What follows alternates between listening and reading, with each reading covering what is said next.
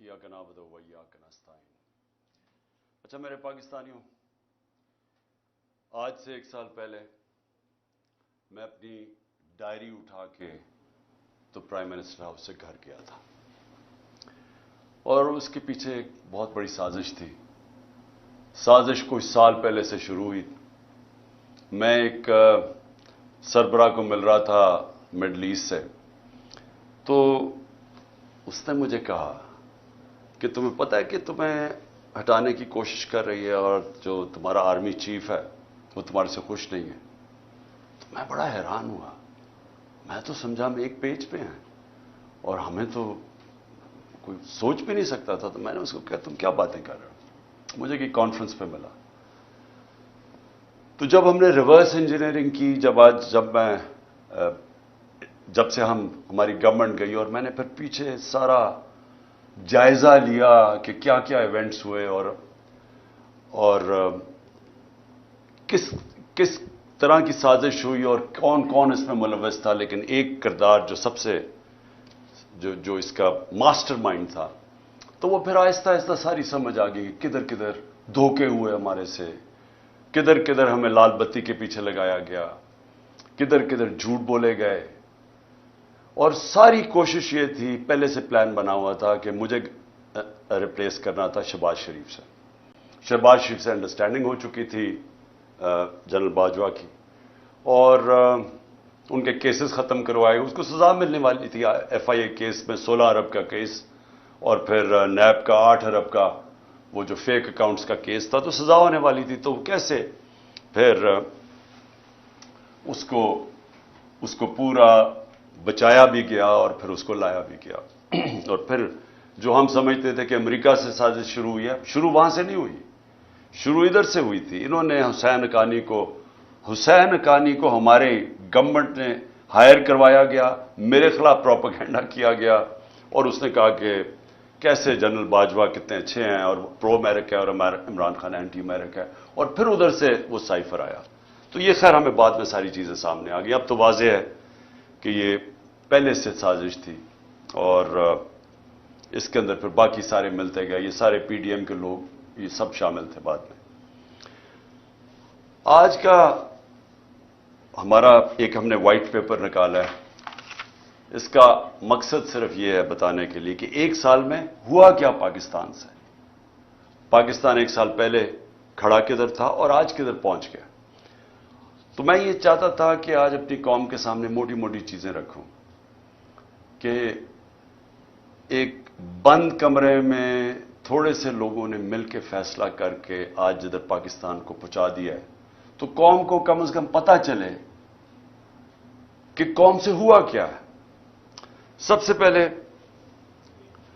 जैसे और पाकिस्तान खड़ा किधर, साल पहले किधर खड़ा था। एक तो इकोनॉमिक सर्वे में आप सारी चीजें देख सकते हैं, जो पाकिस्तान की जो हर साल माइशत के ऊपर जो एक सर्वे छपती है, उसमें ये सब चीजें आ जाएंगी। लेकिन जो मोटी मोटी चीजें ये हैं कि एक इकॉनमी जो बैंकरप्ट थी 2018 में, सबसे बड़ा बैरूनी खसारा था, करंट अकाउंट डेफिसिट तकरीबन $20 अरब का। ये पाकिस्तान की तारीख का हमें सबसे बड़ा खसारा मिला था और रिजर्व्स थे कोई $8 अरब के रह गए। तो रुपए पे प्रेशर था। उस मुश्किल वक्त पे गवर्नमेंट मिली, पहले साल स्टेबलाइज की, दूसरे 2 साल कोरोना से हमें डील करना पड़ा। अब कोरोना, ये याद रखें कि दुनिया में जो इसने तबाही मचाई है, दुनिया की इकोनॉमीज में तबाही मचाई है, ये कभी सबके सामने है। ये आप बड़े आराम से देख सकते हैं कि मनफी में चली गई ग्रोथ रेट। हिंदुस्तान 7% पे आगे बढ़ रहा था, वो मनफी में चला गया। तो पाकिस्तान ने जिस तरह कोरोना का मुकाबला किया, दुनिया ने एक्नॉलेज किया।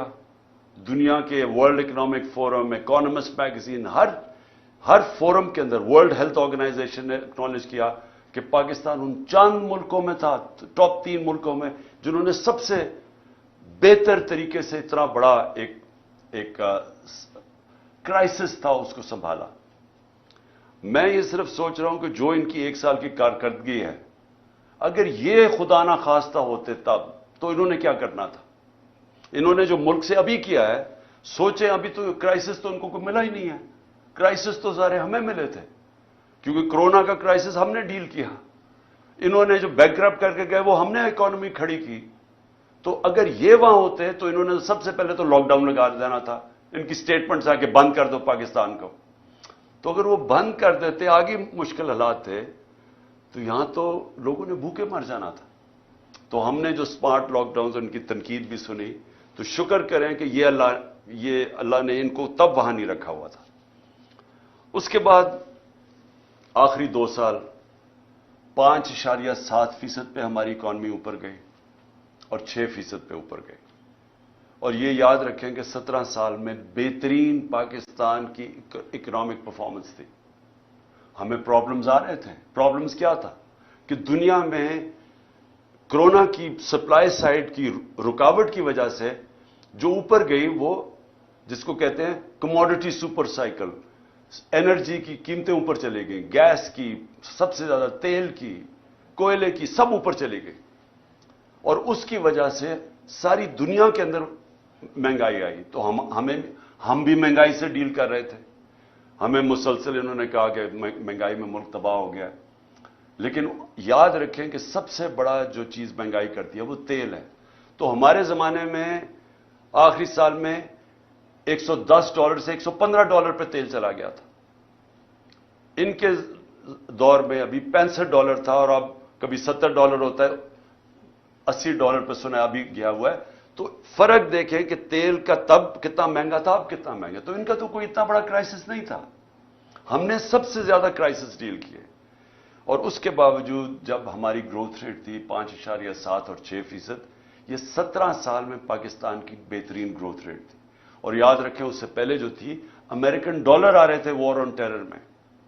उससे पहले जनरल ज़ियाउल हक के, तब फिर डॉलर्स आ रहे थे अफगान जहाद में। उससे पहले अयूब खान की सीटों सेंटों में फिर अमेरिकन डॉलर आ रहे थे।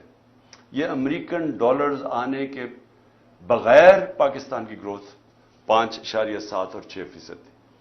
जो हमने तेल की कीमतें, पेट्रोल और डीजल की कीमत नीचे रखी, वो क्यों रखी थी? क्योंकि हम समझ रहे थे कि बबल है, ये थोड़ी देर के नीचे आ जाएगा, लेकिन हमारी इकोनॉमी इतना ऊंच नीच नहीं दे सकती, इसलिए हमने सब्सिडाइज की। क्योंकि हमने रूस से जब मैं वहां गया, मैंने सदर पुतिन से जब मुलाकात हुई, हमने उनको बताया कि हमारे मुल्क में ये आपकी टेंशन की वजह से तभी तेल की कीमतें ऊपर चली गई थी। तो उन्होंने फिर अपना एनर्जी मिनिस्टर भेजा, हमाद अजहर से मुलाकात हुई, और हमारी अंडरस्टैंडिंग ये थी कि हमने जिस तरह हिंदुस्तान सस्ता तेल रूस से ले रहा था, पाकिस्तान ने भी लेना था। और बदकिस्मती से आते साथ ही आपको पता है कि साजिश शुरू हो गई। वापस आए तो वोट ऑफ नो कॉन्फिडेंस हो गई, और उसके बाद हमारी गवर्नमेंट चंद हफ्तों में चली गई। तो वो बीच में चीजें रह गई। हमारा टेररिज्म, जो इतना आजकल टेररिज्म की बात कर रहे हैं, याद रखें हम टेररिज्म से टूरिज्म पे गए थे। हमारे 3.5 साल में दहशतगर्दी देख लें और आज देख लें। और जब जो अमेरिका निकला अफगानिस्तान से, तो वो बेहतरीन टाइम था उस वक्त कि अफगान गवर्नमेंट के साथ कोऑपरेट करके हम इस मुल्क के अंदर जो दहशतगर्दी जो थोड़ी बहुत भी थी, उसके ऊपर भी काबू पा सकते थे। लेकिन कुछ नहीं किया गया। इन्होंने कोई ना, इनके पास टाइम था सोचने का, ना कुछ था, क्योंकि आए थे सिर्फ एक मकसद के लिए, अपने करप्शन केसेस खत्म करने के लिए। ना इन्होंने इकोनॉमी का रोड मैप दिया, ना इनको कोई फिक्र थी कि ये जो वापस आ रहे हैं, जब तालिबान गवर्नमेंट आई तो उन्होंने कहा वापस जाएं टीटीपी को। तो जब वो वापस आ रहे थे, ना सोचा कि उनको रिहेबिलिटेट कैसे करना है। इनको तो इसकी फिक्र ही नहीं थी। ये तो पड़ गए अपने करप्शन केसेस पे आते साथ ही। पहली कैबिनेट की मीटिंग के अंदर इन्होंने आते साथ ही अपने जनाब ईसीएल पे जो रखे हुए थे वो खत्म किया। 60% कैबिनेट जो नई आई वो जमानत पे थी, करप्शन के केसेस थे। तो इन्होंने तो सिर्फ आते साथ ही अपनी करप्शन केसेस खत्म किए, और फिर असेंबली में जाके नैब का कानून पास करके 1100 अरब रुपए के करप्शन के केसेस अपने खत्म किए।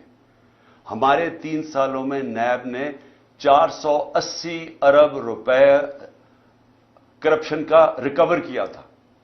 हमारी एवरेज आ रही थी 160 अरब रुपया साल का। सबसे ज्यादा हमारे दौर में हमने नैब ने पैसे रिकवर किए थे जो करप्शन के थे। इन्होंने आते साथ ही پہلے نیب کو ختم کیا، نیب کے اوپر اب آدمی بٹھایا، جب وہ بٹھایا اس نے بھی دیکھا کہ میرے سے غلط کام کروا رہے ہیں، اس نے ریزائن کیا. یعنی نیب کا ادارہ تباہ کیا آتے ساتھ ہی، کیونکہ ان کو سب کو ڈر تھا نیب سے، تو امینڈمنٹ بھی پاس کی، پھر اپنا آدمی رکھایا، وہ بھی نہیں چلا. اس کے بعد ایف آئی اے کو انہوں نے تباہ کیا آتے ساتھ ہی، کیونکہ شہباز شریف نے پھنس جانا تھا، مقصود چپڑاسی اور وہ جو 16 ارب روپے کے کرپشن کیس تھے. ایف آئی اے پہلے رائے طاہر کو لے کے آئے آئی جی، جو نہیں، رائے طاہر پہلے سے تھا، اس سے غلط کام کروانے کی کوشش کی، اس نے ریزائن کیا، پھر آدمی لے کے آئے، پھر ساری ایف آئی اے کو صرف لگا دیا ہم سب کے اوپر، ہمارے اوپر کیسز کرنے کے لیے. ایف آئی اے کا ادارہ ختم کیا اپنے آپ کو بچانے کے لیے 16 ارب کیسز کے اور اپنا آدمی اور وکٹمائزیشن کے لیے. نیب، ایف آئی اے گئی، پارلیمنٹ ختم ہو گئی، کیونکہ جب راجہ ریاض بن گیا اپوزیشن لیڈر تو اس کا مطلب اپوزیشن تو ختم ہو گئی، تو پارلیمنٹ تو چلتی نہیں اپوزیشن کے بغیر، تو وہ ختم ہوئی. پھر الیکشن کمیشن، اس کو انہوں نے استعمال کیا صرف اور صرف کہ کسی طرح وہ ان کو الیکشن جتا دے، توشہ خانہ کیس کر دے عمران خان کے اوپر، فورن فنڈنگ کیس کر دے. اب وہ فورن فنڈنگ کیس ہی ختم ہو گیا، اب پتہ چلا کہ وہ فورن فنڈنگ ہی نہیں تھا، وہ کچھ اور تھا. اب ہائی کورٹ نے ایک جج صاحب نے کہا کہ جی بتائیں، جو عمران خان کے اوپر میڈیا ٹرائل کر رہے تھے وہ بھی رہ گیا بیچ میں، ابھی توشہ خانہ بھی ختم ہوگا، وہ بھی پتہ چلے گا کہ اس الیکشن کمیشن نے ان کو خوش کرنے کے لیے میرے پہ کیس کیا تھا. اور پھنس جائیں گے یہ اب، کیونکہ توشہ خانہ کا ریکارڈ سارا اویلیبل ہے. تو توشہ خانہ کا جب ریکارڈ اویلیبل ہے، انہوں نے اپنے پیر پہ کلہاڑی مار دی ہے، کیونکہ اس میں نواز شریف اور زرداری نے پھنس جانا ہے توشہ خانہ میں. اور انشاءاللہ ان کی جو گاڑیاں انہوں نے چوری کی ہیں وہ بھی ہم سامنے لے کے آئیں گے. اس کے بعد میڈیا، جو ایک ستون ہوتا ہے ڈیموکریسی کا، اس کے اوپر واردات شروع ہوئی. عمران خان اور پی ٹی آئی کا بلیک آؤٹ شروع ہو گیا میڈیا میں. ہمارے دور پہ کہتے ہیں کہ جی میڈیا کے اوپر پابندی تھی، جتنی آزادی ہمارے دور میں میڈیا کے اوپر تھی، میں چیلنج کرتا ہوں پاکستان کی تاریخ میں نہیں تھی. کھل میڈیا نے جس طرح ہمیں اٹیک کیا، میرے پہ، سب پہ، میرے گھر والوں پہ، کبھی ایسا میڈیا کا اٹیک نہیں تھا. ہنی مون پیریڈ بھی نہیں ملا، پہلے دن سے اٹیک شروع کر دیا. اور جیسے ہماری گورنمنٹ گئی، میڈیا کو ٹوٹل کنٹرول کیا گیا. خود ٹیلی فون جایا کرتا تھا نامعلوم صاحب سے کہ جناب عمران خان کو نہیں دکھانا. ان کو اونرز کو ٹیلی فون کر کے کہا جاتا تھا کہ اس کو نہیں تم نے دکھانا. جو 2-3 چینلز تھی وہ جو دکھا رہی تھی، ان کے اوپر آپ پریشر ڈال کے ان کو بھی بند کروا دیا کہ آپ نے بھی نہیں دکھانا، لائیو عمران خان کی کوریج نہیں دکھانی. جو سب سے بڑی پارٹی پاکستان کی ہے، اس کے لیڈر کو کیسے ایک ڈیموکریسی کے اندر آپ میڈیا سے بلیک آؤٹ کروا دیتے ہیں، اس کی سپیچز نہیں دکھانے دیتے. اور یہ بھی آپ یہ لائیو نہیں جائے گا کیونکہ ان کو خوف ہے کہ پتہ نہیں وہ کیا کہہ دے گا. تو اتنا خوف ہے فریڈم آف سپیچ سے.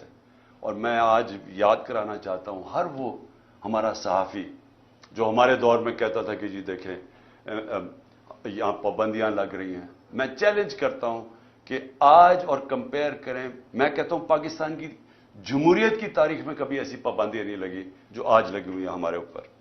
تو میڈیا انہوں نے کر دیا. پھر فنڈامنٹل رائٹس، بنیادی حقوق، 25 مئی کو سے شروع ہوتا ہے. لوگوں کے گھروں میں پولیس گھس کے، پی ٹی آئی کے ایم پیز لوگوں کے گھروں میں گھس کے، نہ چادر نہ چادر دیواری، وہاں جا کے جو انہوں نے جس طرح تشدد کیا، لوگوں کو اٹھایا. ایک 11 سال کے بچے کو لے کے جا رہے ہیں جیل میں کیونکہ باپ نہیں تھا. ایک گھر میں اٹیک کر دیا انہوں نے، وہ ایک میجر صاحب تھے، ان کو کیا پتا کون آ رہا ہے گھر میں.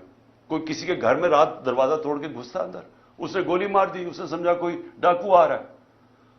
اس کو پکڑ کے اس کے بیٹے کو انہوں نے جو تشدد کیا پولیس نے، جو بیٹے سے کیا. میں 6 مہینے کے بعد بیٹے کو ملا، اس نے کہا میں ابھی بھی میں رات کو سو نہیں سکتا، اتنا انہوں نے میرے ظلم کیا. اس کے بعد 25 مئی کو جو عورتیں بچوں کے اوپر انہوں نے وہاں دیکھ رہے ہیں کہ فیملیز آئی ہوئی ہیں. تحریک انصاف کی کیسے یہ کہہ سکتے ہیں کہ ہم کسی بھی انتشار کے اندر ہم ملوث ہوں؟ کیونکہ جو پارٹی الیکشن چاہتی ہے وہ انتشار کیوں چاہے گی؟ ہم تو پہلے دن سے کہہ رہے ہیں کہ پاکستان کے مسئلے الیکشن میں، وہ انتشار کیوں چاہے گی؟ لیکن ہر جگہ ہمارے اوپر انہوں نے ہمیں کوشش کی کہ کسی طرح ہم ریئیکٹ کریں، ہمارے اوپر ٹیئر گیسنگ ہے، جو بھی کریں تاکہ یہ کہہ سکیں کہ تحریک انصاف انتشار پھیلا رہی ہے، تاکہ اور کیسز بنائیں اور کسی طرح الیکشن نہ ہو ملک میں کہ جی فضا نہیں ہے، سیکیورٹی سچویشن نہیں ہے. تو ہمارے پاس تب سے شروع ہوئے. پھر اس کے بعد ہر جگہ اور بنتے گئے، کیسز بنتے گئے. میرے اوپر آج 144 کیس بن چکے ہیں.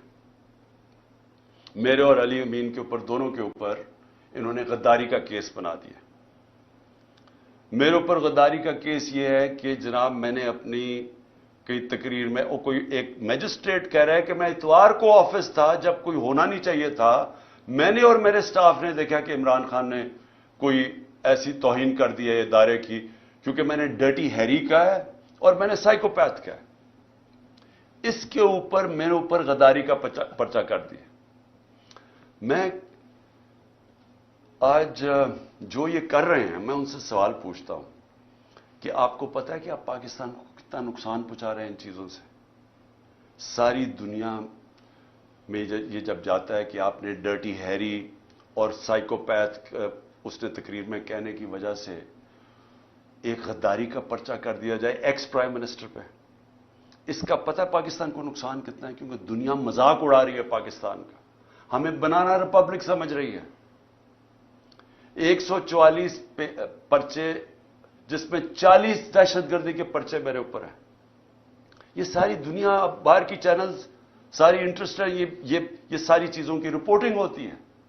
تو کس کا آج پاکستان کا کیا امیج باہر جا رہا ہے کہ پاکستان کے اندر بنانا ریپبلک ہے؟ یا کوئی قانون ہی نہیں ہے، کوئی بنیادی حقوق کی حفاظت ہی نہیں ہے، جمہوریت ہی نہیں ہے. اور سارے ہمارے ایک وقت پہ 3100 ہمارے کارکنوں کو پکڑ کے جیلوں میں ڈال دیا. ایک طرف الیکشن اناؤنس ہوا ایک طرف ورکرز کو پکڑ کے جیلوں میں ڈال رہے ہیں. اس کے بعد سوشل میڈیا کے لوگوں کو اٹھا رہے ہیں، اغوا کر رہے ہیں، وہ غائب ہو جاتے ہیں. ہمارا اظہر ماشوانی غائب ہو گیا 7-8 دنوں کے لیے، پتہ ہی نہیں کدھر گیا. ساری فیملی، گھر والے میرے سے پوچھ رہے ہیں.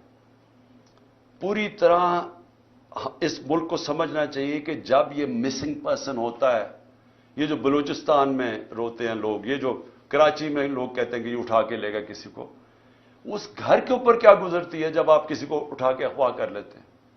اور پھر اعظم سواتی سے جب اس کو ٹارچر کیا جاتا ہے، اس کو کسٹوڈیل، پہلے تو اس کو بچوں کے سامنے، اس کے پوتے اور پوتیوں کے سامنے مارتے ہیں آ کے 3 بجے گھر میں گھس کے، پھر اس کو اٹھا کے لے جا کے ننگا کر کے ٹارچر کرتے ہیں 75 سال کے آدمی کو.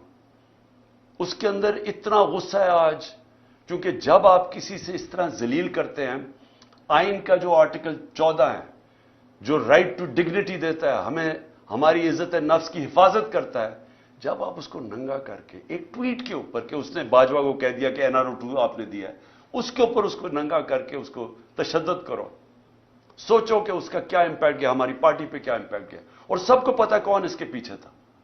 پولیس نہیں تھی، نامعلوم افراد نے یہ کیا. گل سے یہی کیا.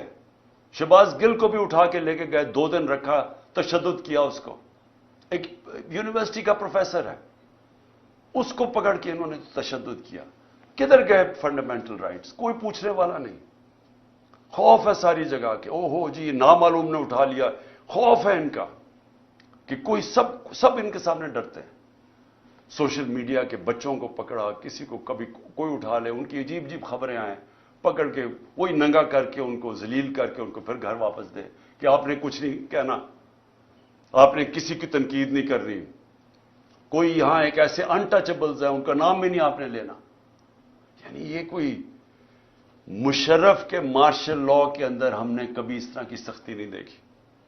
میں نے کبھی اس طرح، میں اپوزیشن میں تھا، کبھی میں نے اس طرح کا ظلم نہیں دیکھا جو ہمارے اوپر ہوا اور ہوتا جا رہا ہے، رکتا نہیں ہے. ہمارے جو لوگوں کو اٹھاتے ہیں وہ سب بتاتے ہیں، ان کو پکڑ کے لے جاتے ہیں. روزوں میں انہوں کو اٹھایا، نہ ان کو روزہ کھولنے دیا، گندا پانی دیں، پھر کوئی نامعلوم افراد آ جائے ان سے پکڑ کے لوگوں کو ان کو پھینٹا لگایا ان کو. اور پولیس کا میں یہ کہہ دوں کہ زیادہ تر پولیس ہمارے ساتھ سمپیتھیٹک تھی.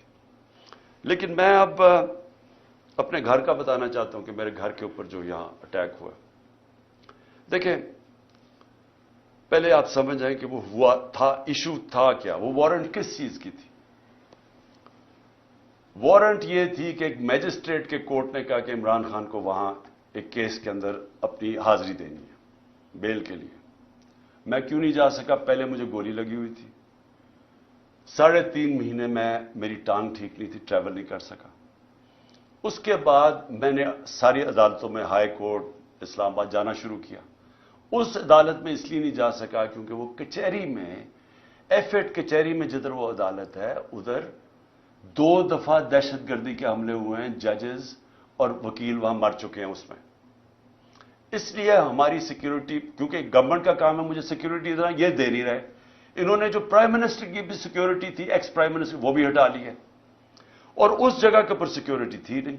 تو ان سے وکیلوں نے درخواست کیا میجسٹریٹ کو کہ وہ آپ دوسرے عدالت میں چلے جائیں تو ہم آ جائیں گے.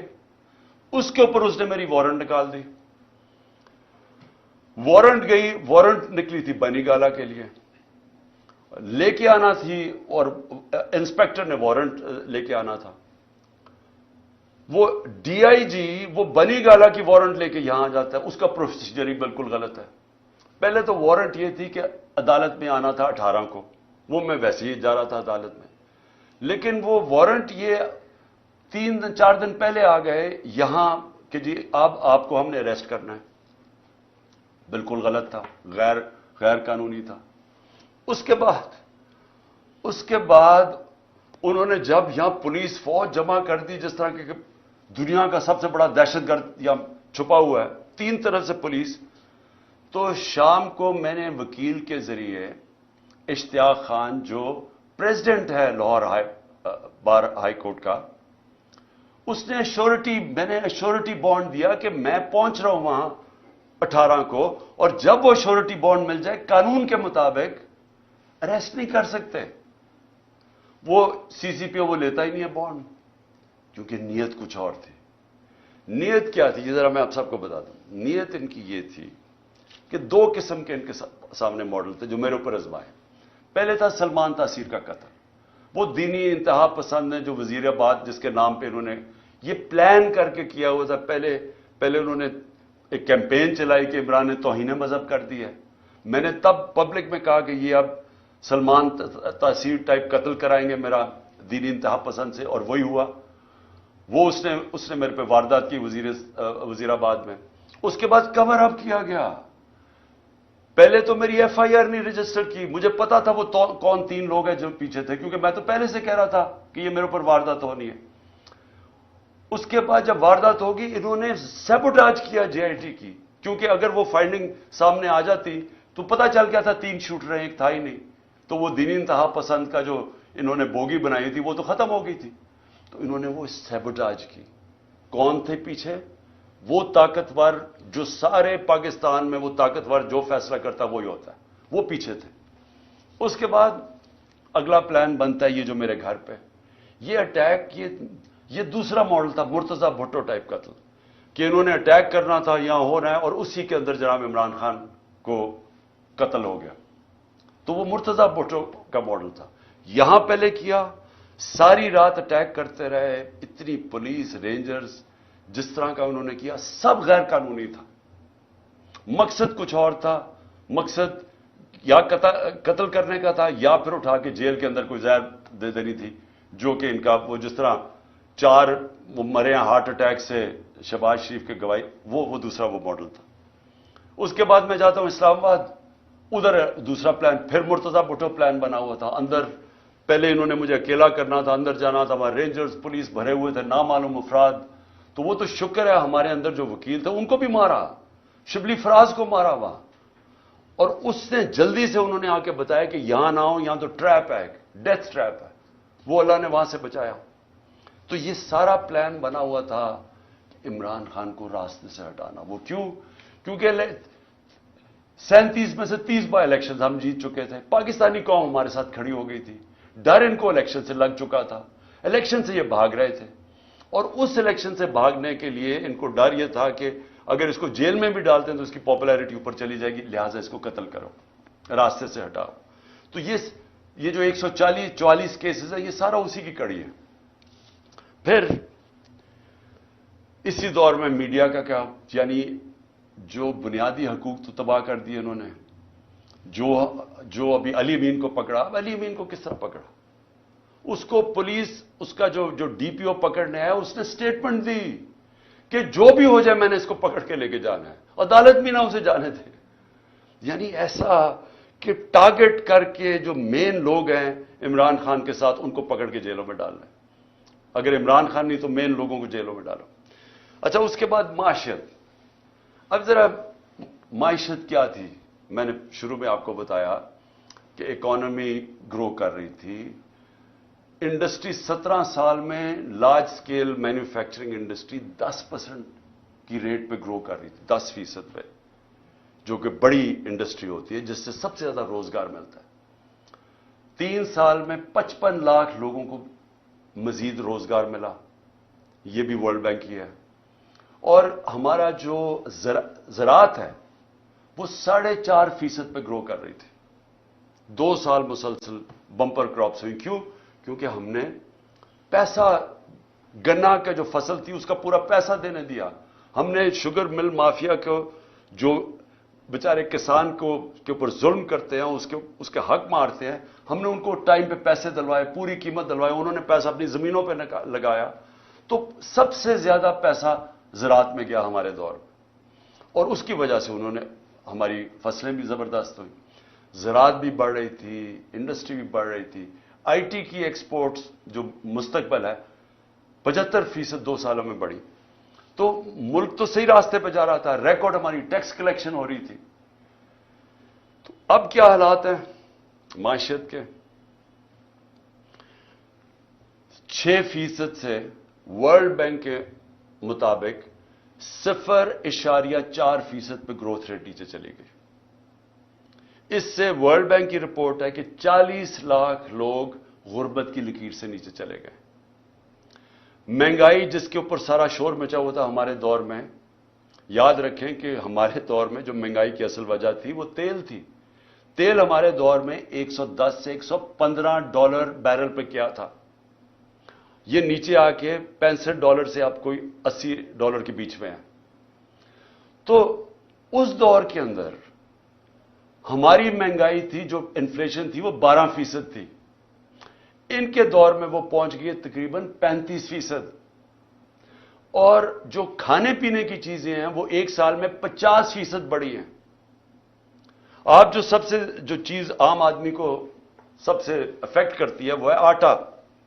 آٹے کا 20 کلو کا بیگ اگر آج آپ دیکھیں، اور ہمارے مقابلے میں ہمارا تھا 1140 روپے کا، آج وہ بیگ پہنچ گیا ہے 2800 روپے کا.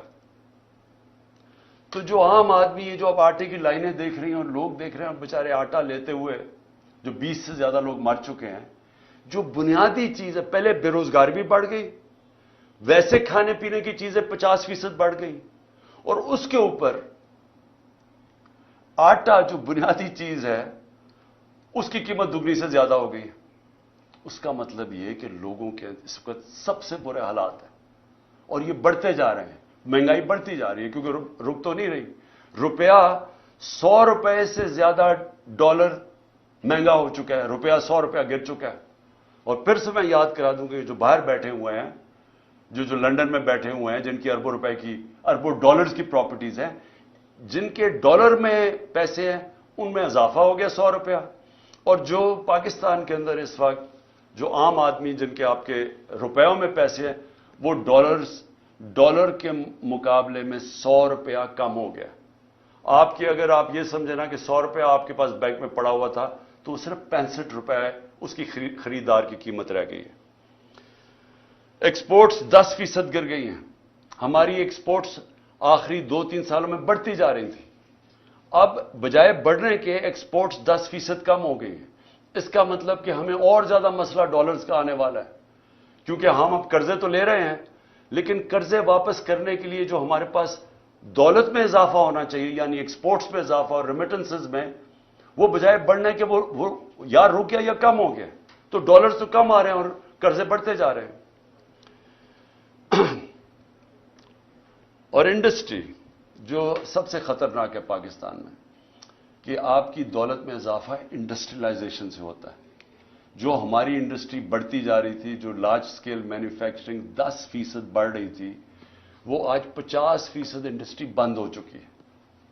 اور جو آج انڈسٹری کا حال ہے, اس کا اب ڈائریکٹ امپیکٹ پڑ رہا ہے. جس طرح میں نے کہا, ہمارے دور میں یہ صرف سال پہلے فیصل آباد میں پوچھیں, ان کو ٹیکسٹائل انڈسٹری کا اسکلڈ ورکر نہیں مل رہا تھا, مزدور نہیں مل رہا تھا. اور آج آپ دیکھ لیں کہ ٹیکسٹائل انڈسٹری کے حالات کیا ہیں. اچھا جی, پھر اب آخر میں پہنچ رہا ہوں کہ 1 سال کے اندر معیشت بھی بیٹھ گئی, میڈیا بھی بند کر دیا, ہمارے جو بنیادی حقوق ہیں ان کی بھی تباہی کر دی, ہماری جو ٹیررزم ہے پاکستان میں, جو ٹورزم کی طرف چلے گئے تھے, باہر کی برٹش ایئرویز, باہر کی airline, Virgin Atlantic airlines آنی شروع ہو گئی تھی پاکستان میں, کرکٹ ٹیمز آنی شروع ہو گئی تھی, وہ آج پھر دہشت گردی بڑھتی جا رہی ہے. کیونکہ امن تھا تو یہ سب آ رہے تھے, تو ان کے دور میں دہشت گردی بڑھتی جا رہی ہے.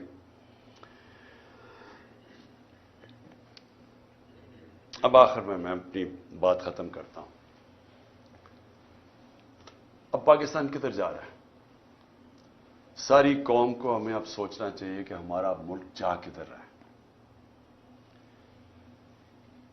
سارے ادارے ہمارے گئے, پارلیمنٹ ہماری گئی. جس طرح پھر سے دیکھیں, ملک چلتا ہے اداروں کے اوپر. پارلیمنٹ ایک ادارہ ہے, پارلیمنٹ کی آج حیثیت ختم ہو گئی ہے. آج پارلیمنٹ کے اندر کورم ہی پورا نہیں ہوتا, تو اس کو کوئی شوق ہی نہیں ہے پارلیمنٹ میں, اس کا مقصد ہی ختم ہو گیا جب اپوزیشن ختم ہو گئی. لیکن جو گورننس کے ادارے ہیں وہ گئے ہیں. جب آپ کی الیکشن کمیشن کے اوپر اعتماد اٹھ جائے, جب نیب ختم ہو جائے, جب ایف آئی اے ختم ہو جائے, جس نے انویسٹیگیٹ کرنا ہے کرپشن, ان کو صرف استعمال کرو وکٹمائزیشن کے لیے. کیئر ٹیکر گورنمنٹ, اب کیئر ٹیکر گورنمنٹ بھی ایک ادارہ ہے. وہ کیئر ٹیکر گورنمنٹس بنی اس لیے تھی کہ یہ نیوٹرل ہوں گی, تاکہ نیوٹرل گورنمنٹ نیوٹرل امپائر بنیں گی الیکشنز کروانے کے لیے. یہ اس لیے بنی تھی. یہ جو کیئر ٹیکر گورنمنٹ بنی ہے, کوئی تصور کر سکتا ہے اس طرح کے لوگوں کو کوئی نیوٹرل کہہ سکتا ہے؟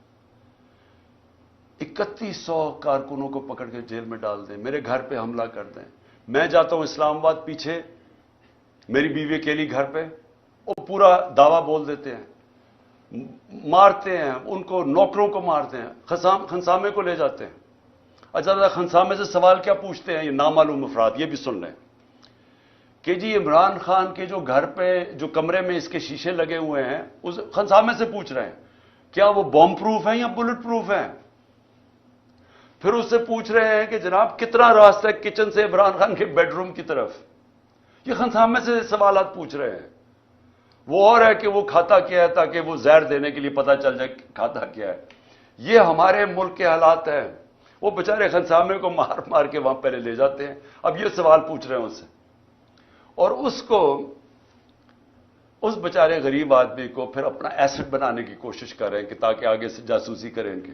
پہلے بھی میرے جو اسلام آباد کے جب میں پرائم منسٹر تھا, وہ دونوں میرے جو نوکر تھے, میرے جو گھر میں کام کرتے تھے, ان دونوں کو پے رولز پہ رکھ لیا نامعلوم افراد نے. ان سے بھی یہ پوچھتا ہے کھانا کیا کھاتا ہے. یہ سوچیں, یہ ملک کے حالات ہیں کہ کیا اگر مارنے کی آپ نے کوشش کر رہی ہے تو کوئی عقل سے ہی کر لیں, کسی تھوڑی سی عقل ہی استعمال کر لیں. اس طرح بھونڈے طریقے سے کھلے عام کبھی وہ پورا گھر پہ دعویٰ بول دیتے ہیں, وہاں ادھر کر دیتے ہیں, یا پھر زہر کی, اچھا جی کھانا کیا کھا رہا ہے, اور پھر گھر کا جی بلٹ پروف ہے یا بم پروف ہے اس کا کمرہ. تو میں آج آخر میں یہ پوچھنا چاہتا ہوں کہ ہم جا کدھر رہے ہیں. ادارے جب ایک ملک کے ختم ہو جاتے ہیں, ملک ختم ہو جاتا ہے. ملک چلتا ہے اداروں کے اوپر, آپ کی بیوروکریسی کے اوپر, آپ کا جوڈیشل سسٹم کے اوپر. وہ ادارے جو گورننس کے ادارے ہیں, پولیس کا ادارہ ہے, پولیس سے یہ کام کروائے جا رہے ہیں. اچھا, پولیس ہمیں خود آپ آ کے کہتی ہے جی یہ بڑا غلط کر رہے ہیں, ہم نہیں کر رہے, ہمیں پیچھے سے حکم ہے. اب یہ پیچھے سے نامعلوم افراد بیٹھے ہوئے ہیں, وہ پیچھے سے ان سے کام کروا رہے ہیں. پولیس والے اب کہتے ہیں, وہ جب ہمارے لوگ جیل میں گئے انہوں نے کہا جی پولیس نہیں کرتی تھی, وہ بعد میں نامعلوم افراد آتے تھے شلوار قمیض میں, وہ آ کے ان کے اوپر تشدد کرتے تھے. یہ ہے آج پاکستان کا حال. اور کس کو یہ اوپر رکھ رہے ہیں؟ اس ملک کے نامور ڈاکوؤں کو, جن کی سارے پراپرٹیز باہر پڑی ہیں, جن کا پیسہ باہر پڑا ہے, 30 سال سے منی لانڈرنگ کر کے باہر پیسہ لے کے جا رہے ہیں, ان کو بچانے کے لیے ملک کے ادارے بھی ختم کیے جا رہے ہیں, سارے انسانوں کے بنیادی حقوق ختم کیے جا رہے ہیں, سارے اداروں پہ پریشر ڈال رہے ہیں کہ کسی طرح ہم ان کو قبول کر لیں اور کرش کرنے کی کوشش کر رہے ہیں تحریک انصاف کو. ایسے پولیٹیکل پارٹیز کرش نہیں ہوتی. میں یہ آج ساروں کو پیغام دے رہا ہوں, یہ صرف اور صرف ہم ملک کو نقصان پہنچا رہے ہیں. فاطمہ جناح کا جب الیکشن ہوا ایوب خان سے, تو یہ حربے استعمال کیے گئے اس کو ہرانے کے لیے. اس کا کیا ہوا نقصان؟ ادھر سے شروع ہوا ایسٹ پاکستان کی علیحدگی. مجیب الرحمان ان کے ساتھ تھے, فاطمہ جناح کے ساتھ. ایسٹ پاکستان نے فاطمہ جناح کو ووٹ دیا تھا. یہاں حربے استعمال کر کے اس کو ہرایا گیا. کیا نتیجہ ہوا اس کا؟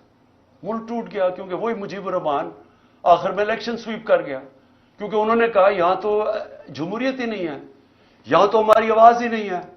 اور جب وہ الیکشن جیت گیا, election free and fair election وہ جیت گیا, 1970 کا الیکشن سب سمجھتے ہیں فری اینڈ فیئر, وہ جب جیت گیا اس کی مینڈیٹ ہی مانگنا, ملک ٹوٹ گیا. اب وہی حربے پھر استعمال کیے جا رہے ہیں کہ جو سب سے بڑی جماعت ہے اس کے ڈر سے کہ وہ الیکشن نہ جیت جائے, سارے پاکستان کا نظام کا بیڑا غرق کر رہے ہیں. ہر وہ ادارہ ختم کر رہے ہیں کہ کسی طرح ان کو جتا دے, چوروں کو, ان کو کسی طرح یا الیکشن ہونا یا یہ جیتے نا. یہ جو اب سپریم کورٹ سے ہو رہا ہے, میں سوال یہ پوچھتا ہوں کہ میں نے آئین دیکھ کے, وکیلوں کو کنسلٹ کر کے, آئین کے مطابق میں نے اپنی گورنمنٹ جب ڈیزالو کی, اور اس لیے کہ ہم کام نہیں کر سکتے تھے اور ہم یہ سمجھتے تھے کہ الیکشن ایک ہی راستہ ہے, اور ابھی میں سمجھتا ہوں کہ الیکشن کے بغیر کوئی دوسرا راستہ نہیں ہے. ہم اپنی گورنمنٹ ڈیزالو کرتے ہیں, ادھر سے پتہ چلتا ہے جی وہ اور ایشو اٹھ جاتا ہے کہ جی وہ 100 موٹو یا نہیں 100 موٹو. بھائی 100 موٹو میں تو ہماری گورنمنٹ گئی تھی 1 سال پہلے, 100 موٹو میں تو گئی تھی, یہی ججز تھے, تب وہ ٹھیک تھا. اب وہ 100 موٹو لیتے تو آپ کہتے جی وہ بجائے یہ فیصلہ کریں جی 90 دن کے اندر الیکشن ہونے چاہیے نہیں, کیا آئین کیا کہتا ہے, تو آئین تو واضح ہے. بجائے اس کے اوپر بات کرنے کے کبھی کوئی جی آپس میں ججز کو تقسیم کروا دو, ان کی آپس میں انتشار کروا دو, ملک کا بیڑا غرق کروا دو, کسی طرح الیکشن نہ ہو. وہ باہر بیٹھا ہوا جو ہے, اور یہ زرداری ہے, میں بتاؤں ان کا پاکستان میں انٹرسٹ کیا. میں پھر سے پوچھتا ہوں, چھٹیاں باہر, جب اقتدار سے نکلتے ہیں پھر باہر بھاگ جاتے ہیں, بڑے بڑے محلوں میں وہاں رہ رہے ہیں, شاپنگ باہر ہیں, سرجریز باہر ہیں, سب کچھ باہر ہے, بزنسز باہر ہیں, اس کے بچے 2 باہر کہتے ہیں پاکستان نیشنل ہی نہیں ہے. 3 دفعہ پرائم منسٹر کے بیٹے کہتے ہیں پاکستان نیشنل اس لیے نہیں ہے, یہ جواب ہی نہیں دے سکتے کہ اربوں روپے کی پراپرٹیز کدھر سے آئیں ان کے پاس. اور وہ بیٹھ کے فیصلے کر رہے ہیں پاکستان پہ, اور وہ فیصلہ کر رہے ہیں لنڈن پلان کے تحت کہ کیونکہ میں الیکشن نہیں جیت سکتا اس لیے الیکشن نہ کرواؤ اور پی ٹی آئی کو کرش کرو. اور وہ کہہ رہے ہیں کہ میں یہ جو میری اگریمنٹ ہے وہ پوری کرو, اور اس میں یہ چل رہا ہے, ملک کا بیڑا غرق ہو رہا ہے, اکانومی بیٹھ رہی, کوئی فکر نہیں ہے کہ ملک کی معیشت تباہ ہو رہی ہے. نہ پاکستان, 80% پاکستان کا بزنس مین کہتا ہے کہ ہمیں اس گورنمنٹ پہ اعتماد ہی نہیں ہے, لیکن پھر ان کو بٹھایا ہوا نہیں جی وہ تو ابھی اکتوبر میں نہیں, الیکشن اور آگے جا رہے ہیں, جب تک یہ جیتیں گے نہیں, جب تک غلط فہمی یہ ہے کہ کہیں یہ لوگ تھوڑی دیر کے بعد شاید ان کو اچھا سمجھنا شروع ہو جائے. وہ کیسے اچھا سمجھیں گے؟ کون سی چیز کریں گے کہ ملک کو اس دلدل سے نکالیں گے؟ ان کے پاس تو راستہ ہی کوئی نہیں. آپ اور ان کے لیے ملک کے آئین کو بھی نقصان پہنچانے کی کوشش ہو رہی ہے, عدلیہ کو بھی تقسیم کرنے کی, ادارے بھی ختم, فنڈامنٹل رائٹس بھی ختم, ہمارے اوپر بھی 144 کیسز. اور پھر سے میں کہتا ہوں کہ ملک کا مذاق اڑا ساری دنیا میں, ساری دنیا میں پاکستان. اب کیا مجھے یہ بتائیں, جب یہ کہے گئے گورنمنٹ کہے گی کہ ہم سپریم کورٹ کا فیصلہ نہیں مانتے, تو کس انویسٹر نے پاکستان میں آنا ہے؟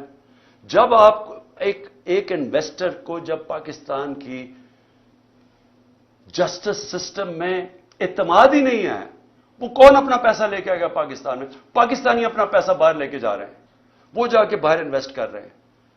اور پھر جس ملک کے اندر اگر یہ چیزیں وہ سنیں کہ ایک ایکس پرائم منسٹر کو غداری میں اس لیے اس کے اوپر کیس کر دیا کیونکہ اس نے ڈرٹی ہیری اور وہ سائیکوپیتھ لکھ دیا ہے.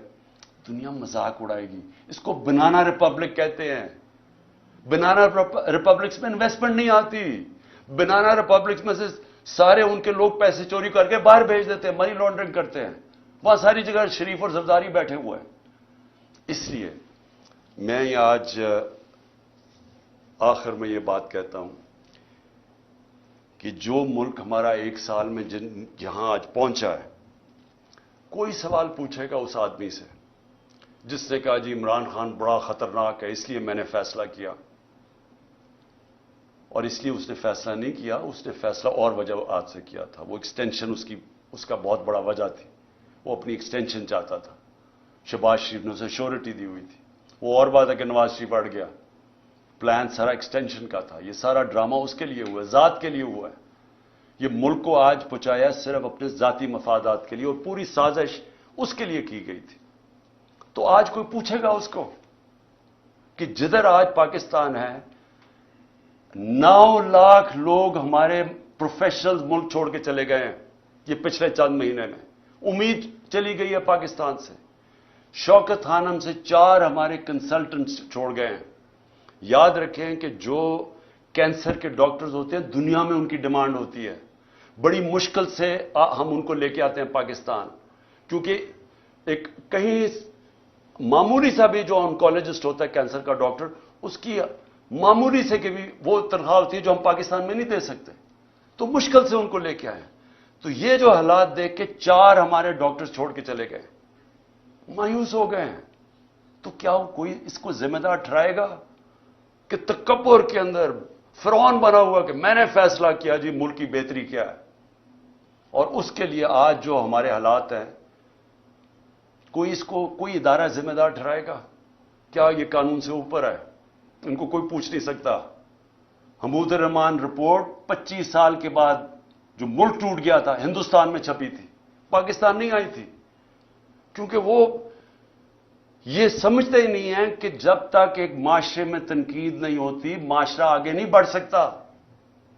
جو ساری ڈکٹیٹرشپس دنیا میں فیل ہوئی ہیں ان کی سب سے بڑی وجہ ہے کہ ڈکٹیٹرشپس کے اندر تنقید نہیں ہوتی. جب تنقید نہیں ہوتی معاشرہ سکڑ جاتا ہے. یہ جو جمہوریت کی خوبی ہے یہ کہ وہ تنقید ہوتی ہے اور تنقید سے اپنی صلاحیت کرتا ہے معاشرہ. یہاں جب تک ہم یہ سمجھیں گے کہ جی وہ ایک سپر کنگ تھا, وہ جو مرضی فیصلہ کرے, ذمہ دار کسی اور کو ٹھہراؤ, اور وہ آرام سے کسی باہر والے ملک میں اچھی ہوائیں لیتا پھرے, کبھی بھی ملک آگے نہیں بڑھے گا. اور آج خاص طور پہ پاکستان کی اس برے وقت میں جو سب سے خوشائن چیز وہ یہ کہ پہلی دفعہ میں نے 1 سال میں جو چیز چینج دیکھا ہے کہ ہماری عوام جاگ گئی ہے, ایک شعور آ گیا ہے. ہمارا نوجوان سوشل میڈیا کی وجہ سے اور یہ 1 سال کی کیمپین میں وہ نوجوان ایک ایشو سمجھ گئے, بچے سمجھ گئے ایشوز, اسکول کے بچے, وہ شعور ہے جو کبھی پہلے بڑوں میں نہیں تھا. اور اس سے بھی بڑی چیز کہ ہماری خواتین گھروں کے اندر انقلاب آ گیا. میں سمجھتا ہوں کہ یہ سب سے خوشائن چیز ہے جب ایک قوم جاگ جاتی ہے اور جب اس کو سمجھ آ جاتی ہے حقیقی آزادی کیا ہے. حقیقی آزادی انصاف سے آتی ہے جب ایک معاشرے میں آپ کے بنیادی حقوق کی حفاظت کرتا ہے آپ کے عدالتوں کا نظام, وہ لوگ آزاد ہو جاتے ہیں. وہ اس کو لیول پلینگ فیلڈ کہتے ہیں, وہ معاشری ترقی کرتے ہیں. تو اس وقت لوگ سب سمجھ بیٹھے ہیں کہ ہمیں آزادی چاہیے, ہم بنیادی حقوق چاہیے, ہمیں انصاف چاہیے. ہمیں یہ جو کلاس ہے قانون کے اوپر بیٹھی ہوئی ہم اس کو تسلیم نہیں کرتے. یہ جو چھوٹے سے لوگ ہیں جو ملک کے فیصلے کرتے ہیں, چوری کریں تو NRO مل جاتا ہے, قانون توڑیں تو اپنی FIR, ex prime minister FIR نہیں درج کروا سکتا کیونکہ وہ خاص کوئی آدمی تھا جس نے جو مرضی کرے تو اس کو ہمارا قانون کا نظام نہیں پکڑ سکتا. یہ ہے ظلم پاکستان کا, اور یہ جب تک چینج نہیں ہوگا ملک کا کوئی مستقبل نہیں ہے. جب تک ہم اس ملک میں رول آف لا نہیں لے کے آتے. 1 سال کا ہمارا تجربہ یہ ہمیں بتاتا ہے کہ رول آف لا جس معاشرے میں نہیں ہے اس میں تباہی ہے. اور 1 سال میں جو قتل ہوا ہے وہ رول آف لا قتل ہوا ہے. ان چوروں کو اوپر بٹھانے کے لیے اس ملک کے اوپر جو ظلم ہوا ہے وہ یہ ہوا ہے کہ ان کے لیے ایک اور قانون بن گیا, इनकी सारी चोरियां माफ हो गई हैं। वो एक खातून फिरी जाती है, वो खुले आम अदलिया को बुरा भला कह रही है, जजेस को बुरा भला कह रही है, वो कोई नहीं पकड़ सकता उसको, क्योंकि वो उसको उस कैटेगरी में रख दिया है, वो कानून से ऊपर है। वो चोरी भी करे, आज तक नहीं बता सके कि लंदन में अरबों रुपए की प्रॉपर्टीज किधर से आई हैं, वो नहीं बता रहे। वो सिर्फ ये कह रहे हैं किसी की जुर्रत कैसे पड़ी कि हमें सवाल भी पूछ लिया। वो ये ऊपर ये खास लोग हैं, बाकी लोगों के पास हुकूक ही नहीं है। और जब मर्जी जेल में पकड़ो, रात को उठा लो, घरों में घुस जाओ, 3 बजे उठा लो। एक एक्स प्राइम मिनिस्टर घर 26 घंटे हमला किया गैर कानूनी तौर पे, सिर्फ उसको या उसे कत्ल करना था और या पकड़ के जेल में डालना था, और कोई कानूनी हैसियत नहीं थी उसकी। हम तमाशा देख रहे हैं, सारी दुनिया तमाशा देख रही है। तो हमारी जो जंग है हकीकी आजादी की है, और मैं समझता हूं कि क्योंकि कौम जाग चुकी है, ये जो भी करेंगे अदलिया के ऊपर हमले करेंगे, कौम अदलिया के साथ खड़ी है। पाकिस्तान की वकला कम्युनिटी को खड़ा होना पड़ेगा अदलिया के साथ, क्योंकि अगर आइन गया तो कौम खत्म। और दूसरी चीज कि ये जो कर रहे हैं, हमारे जो लोगों को पकड़े, अली मीन को जो पकड़ा है, जो केसेस कर रहे हैं, लोगों को जेलों में डाल रहे हैं, मैं आखिर में ये कहना चाहता हूं कि मेरी कौम तैयार हो जाए कि अगर इनका ख्याल है कि हम चुप करके या तो उन्होंने इलेक्शन नहीं करवाने, तब भी हमें सड़कों पर निकलना पड़ेगा, और अगर इन्होंने, और पुरअमन तरीके से, और अगर इन्होंने इलेक्शन करवाए और ये सबको अंदर बंद कर दिया, सारों को जेलों में डाल दिया, कारकुनों को जेलों में डाल दिया, कैंडिडेट्स को हरासा किया, ताकि हमारे हाथ बांध के अगर हम इलेक्शन लड़ें, और इनका ख्याल है कि हम चुप करके बैठे रहेंगे, फिर हमें सड़कों पर निकलना पड़ेगा। और मैं अपनी कौम को यह कहना चाहता हूं, हम हर चीज के लिए तैयार होना चाहिए। और हम अगले दिनों में हम देखेंगे किस तरह जा रहा है। अगर हमने देखा कि ये इसी तरह ही या इलेक्शन से भाग रहे हैं, क्योंकि इलेक्शन से तो भाग रहे हैं, अगर इन्होंने भागने की कोशिश की अदलिया को तकसीम करके, और या फिर इन्होंने हमारे ऊपर इसी तरह के हरबे इस्तेमाल किए, हम सब सड़कों पे होंगे। पाकिस्तान जिंदाबाद।